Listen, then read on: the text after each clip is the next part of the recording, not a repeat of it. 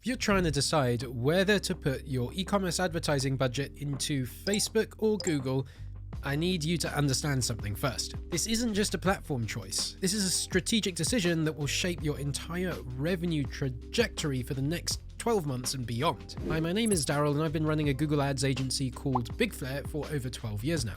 In that time, I've generated over $150 million in e-commerce revenue for my clients through Google Ads alone. But here's what you may not realize, I also have extensive experience running meta campaigns for e-commerce brands. And what I've learned over my 17 years in this industry is that choosing between Meta and Google isn't about which platform is better.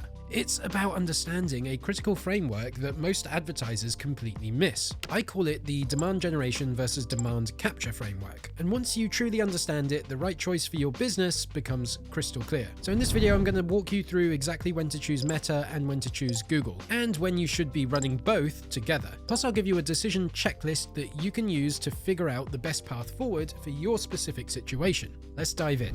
Before we get into the specifics, I need to set some context here. When people ask Meta ads or Google ads, what they're really asking is, where should I spend my limited budget right now? And that's a valid question. If you're spending under $10,000 to $15,000 per month on ads, you might need to pick just one platform to start with. You simply don't have the budget to spread across multiple channels effectively. But here's what I want you to understand. The goal should be to scale to the point where this isn't a choice anymore. At scale, it's not about either or, it's about both and.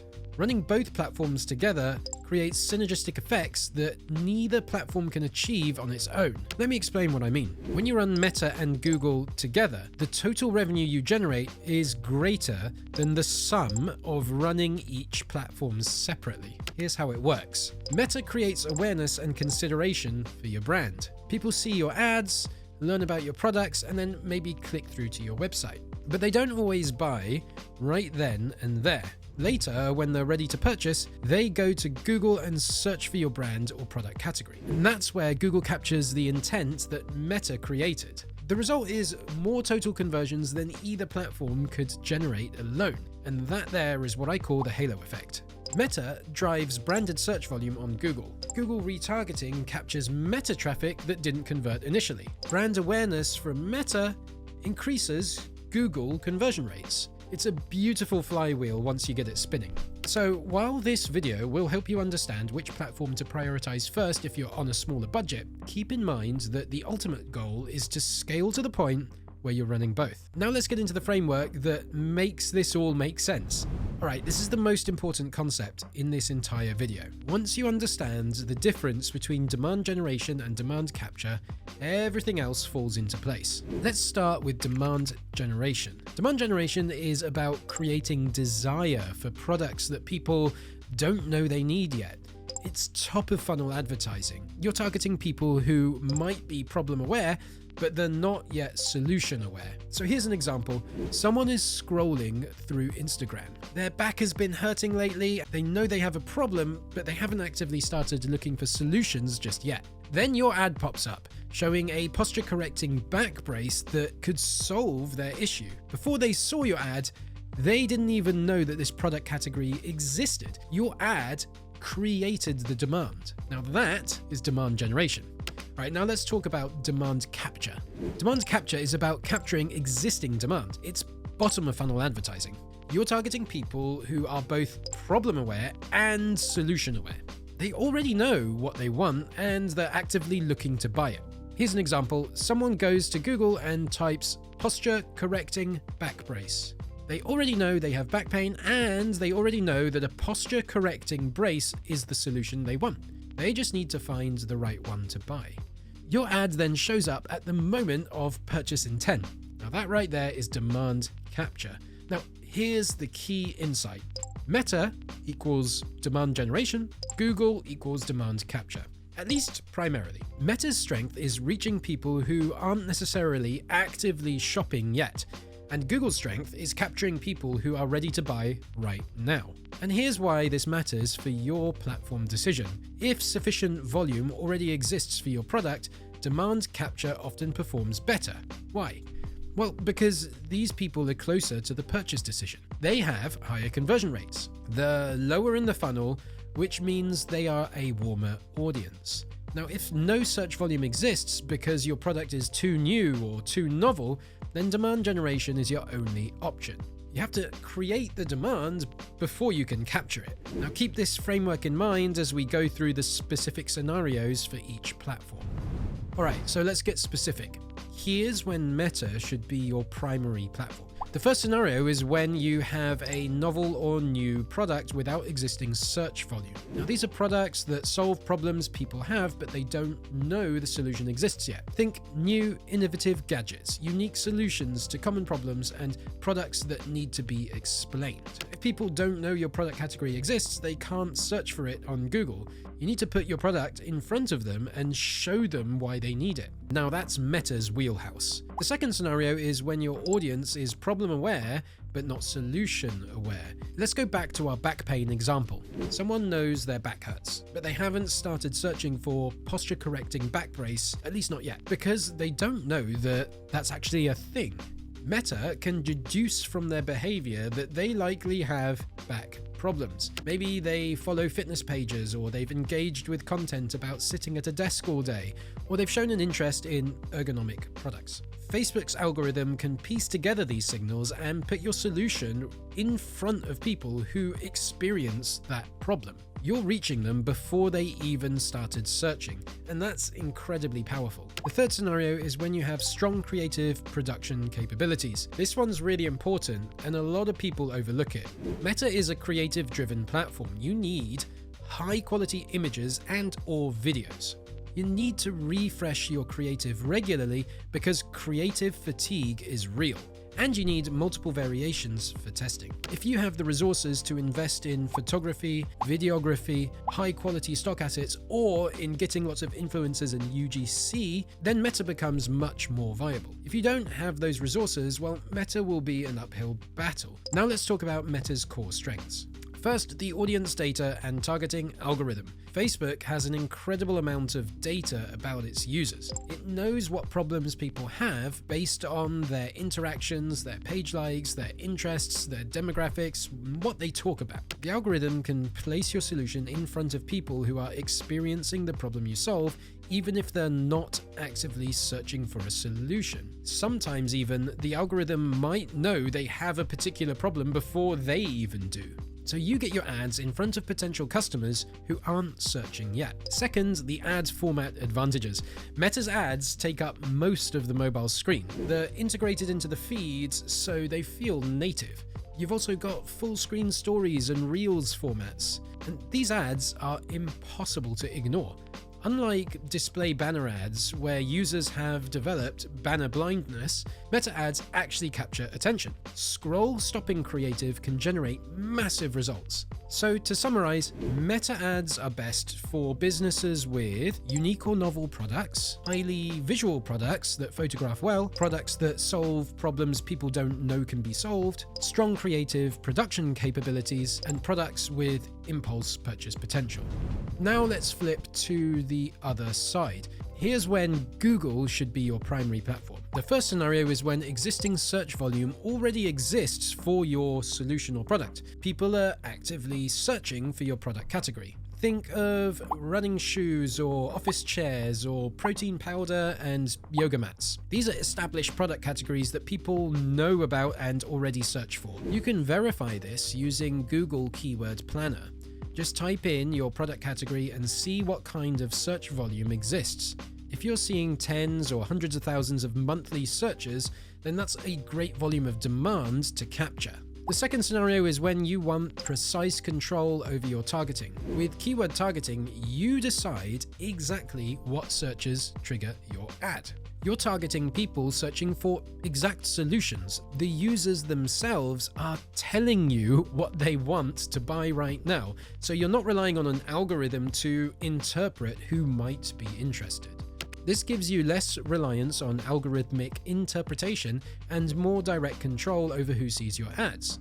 You capture high-intent buyers who are actively looking to purchase right now. The third scenario is when you have limited creative production resources.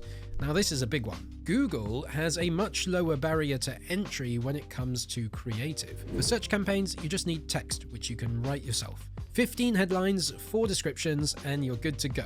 Now for shopping ads, you just need your product feed. No custom creative production required. The product images from your website are all you need. This makes Google much faster to launch and test than Meta. You can be up and running in a day without any creative production. Google is best for businesses with products that have established search demand, commoditized or well-known product categories, limited creative production resources, products with higher consideration that are not impulse buys, and B2B products or services with specific search terms. Now let's talk about Google's core advantage, intent-based targeting. When someone searches on Google, they're raising their hand and saying, "I want this." They're not just idly scrolling and browsing, they have purchase intent. This leads to much higher conversion rates than cold traffic from Meta. The time from click to purchase is also shorter. Lower funnel means warmer audiences, means better return on ad spend. Alright, so let's talk about what you should actually expect from each platform in terms of performance. This is where a lot of people get confused. First, let's talk about ROAS. Return on ad spend is typically much higher on Google than on Meta. Now here's what I typically see. Meta ROAS, 200 to 400% is typical for well-optimized accounts. Google ROAS, 300 to 600% or even higher is achievable for well-optimized accounts. But why the difference? Well, because bottom of funnel traffic, which is what Google captures, converts better than top of funnel traffic from Meta. And that's because the people clicking your Google ads are much closer to buying. So now let's talk about volume. Now here's where Meta has a massive advantage. Meta typically drives 4 to 5 times more spend capacity than Google when fully built out. I see this with clients all the time. They might be spending $100,000 per month on Meta, but only $20,000 to $25,000 per month on Google. Why? Because search volume is limited by existing demand. You can only capture what people are already searching for. Meta's audience is nearly limitless by comparison. You're not constrained by search volume with Meta. You can keep scaling as long as your creative is working. So here's what each platform does best. Meta equals volume and revenue growth. It's a larger addressable audience and it's top of funnel, which allows massive scale. And it's great for aggressive revenue growth targets. Google, on the other hand, equals maximum ROAS and efficiency. It's a smaller audience, but higher intent. It's bottom of funnel, which means better conversion rates, and it's great for profitable scaling. Now let me show you a real client example that illustrates this perfectly. Now these numbers are from a real e-commerce client spending $125,000 per month combined across both platforms. So they have a 50% gross profit margin on their products, and here's their Meta performance, $100,000 per month in spend. And they get a 250% return on ad spend on that. So that generates $250,000 in revenue. Now with a 50% gross margin, that's $125,000 in gross profit. Now after subtracting the $100,000 in ad spend, they're left with $25,000 in profit after ad spend from Meta.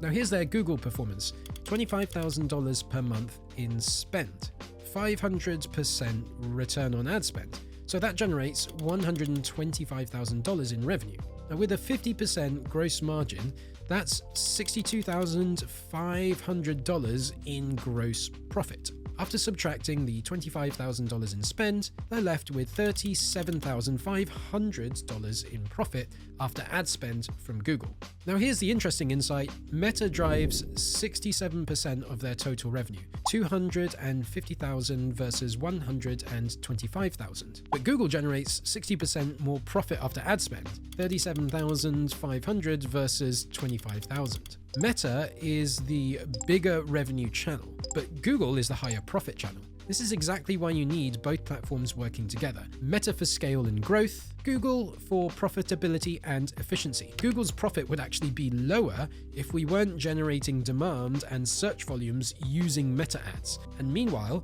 if we only did Meta ads, we'd have a much lower total profit and efficiency level. Neither platform is better. They serve different purposes.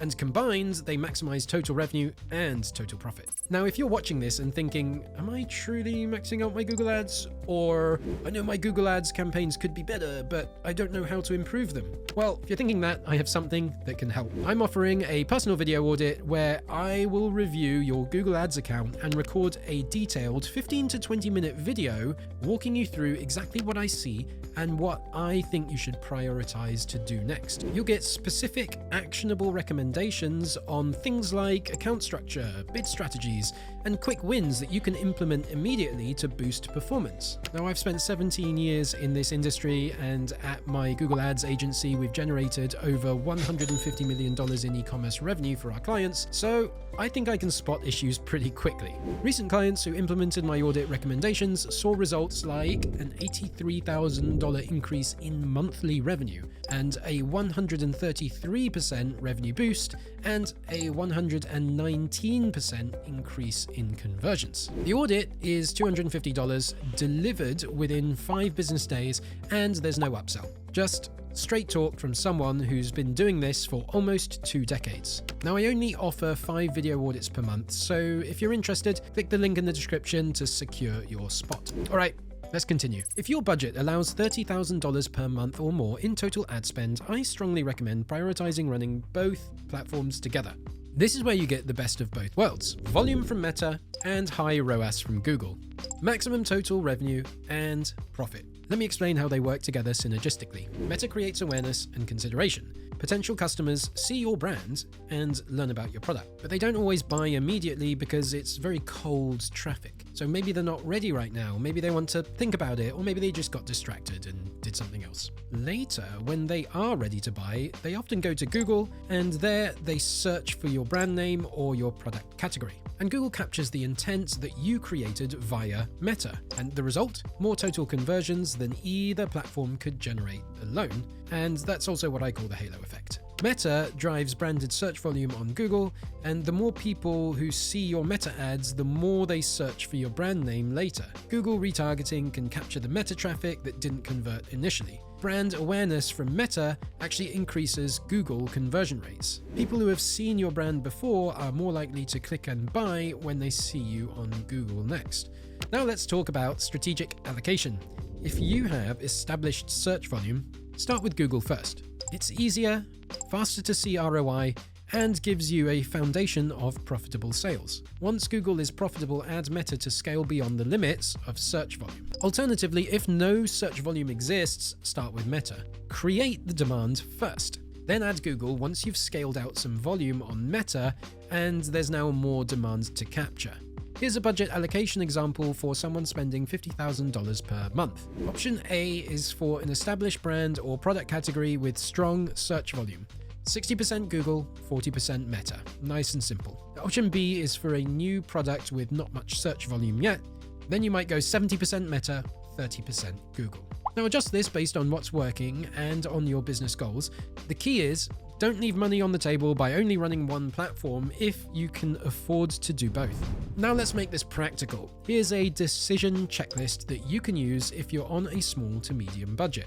Let's say you're under $15,000 per month. Let's start with Google Ads first. Choose Google Ads if you can check these boxes. Search volume exists for your product category. Now you can verify this in Google Keyword Planner. You sell established or known products that people already know how to search for. You have limited creative production resources. You don't have the team or budget for regular video and image production. You need a faster path to profitability. So maybe you need to see returns quickly before reinvesting elsewhere. Your products have higher average order value. Higher AOV products often perform a bit better on Google's intent-based platform. Now, if you're checking most of those boxes, Google Ads is likely your best starting point. All right, now let's look at Meta. Choose Meta Ads if you can check the following boxes. Little to no search volume exists for your product. People aren't searching for what you sell just yet. You have novel or unique products that need explanation, products that people won't understand from a simple search result. You have strong creative production capabilities. You can produce high quality images and videos regularly, or you have access to an army of influencers who can get you lots of UGC. You sell impulse purchase products. People buy on a whim when they see them. You have highly visual products. products that look great in photos and videos. You're willing to test and iterate on creative regularly. You understand that creative needs constant refreshing, and you're ready for that. If you're checking most of those boxes, Meta Ads is likely your best starting point. And finally, here's the third option. Choose both platforms if you can check these boxes. Your budget allows $30,000 per month or more. You want to maximize total revenue and profit. You're ready to scale aggressively, and you have resources to manage both platforms, whether that's yourself, your team, or an agency. If you're checking these boxes, you're ready to run both platforms and capture the synergistic effects we talked about earlier. Now that you've got the framework for choosing between Meta and Google, if you've decided that Google Ads is the right platform for your business, I've got the perfect next video for you. It's my complete guide to running e-commerce Google Ads on a small budget, where I walk you through exactly how to build out your campaigns for maximum ROAS and performance in the minimum amount of time. I'll show you the exact campaign structure, bidding strategies, and optimization tactics that have generated literally millions of dollars in revenue for my clients. So check out that video right up here, and good luck with scaling your campaigns, guys, whether you're on Meta or Google or both. Thanks for watching. I'll see you in the next one.